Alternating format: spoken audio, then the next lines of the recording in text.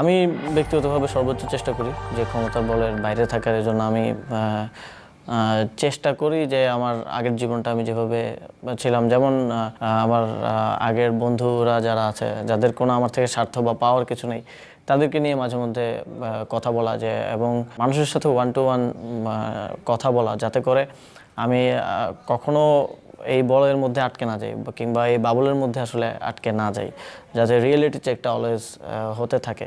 এবং আমি মাঝে মধ্যেই ছদ্মবেশে ঢাকায় ঘুরে বেড়াই বা বিভিন্ন জায়গায়, যাতে করে আমি মানুষের জীবনটা কেমন, মানে আমি একজন সাধারণ মানুষ থাকা অবস্থায় যেভাবে জীবনটা দেখেছি, যেভাবে শহরটা কিংবা দেশটাকে দেখেছি, সেই চোখে আবার যেন দেখতে পারি, যাতে করে, এবং এটার একটা রিফ্লেকশন আমার পলিসি মেকিংয়েও থাকে। তাহলে আমি আসলে বাংলাদেশের মানুষ যেমন করে দেশটাকে দেখতে চায় সেভাবে আসলে কাজ করতে হবে। কিন্তু আমি যদি একটা বলের মধ্যে আটকে যাই, একটা বাবলের মধ্যে আটকে যাই, যেখানে সবাই প্রশংসা করে কিংবা সবাই কিছু পাওয়ার আশায় থাকে, তাহলে আমি একটা মিথ্যার মধ্যে আবদ্ধ হয়ে যাব আলটিমেটলি। তো এটাই চেষ্টা করি যে আসল চিত্রটা দেখার, বোঝার এবং সেই অনুযায়ী কাজ করার। কিন্তু সবসময় আসলে হয়ে ওঠে না, কারণ এত পরিমাণ ব্যস্ততা থাকে, এত পরিমাণ কাজের মধ্যে আবদ্ধ থাকতে হয়, তারপরে এটা চেষ্টা করে যাই।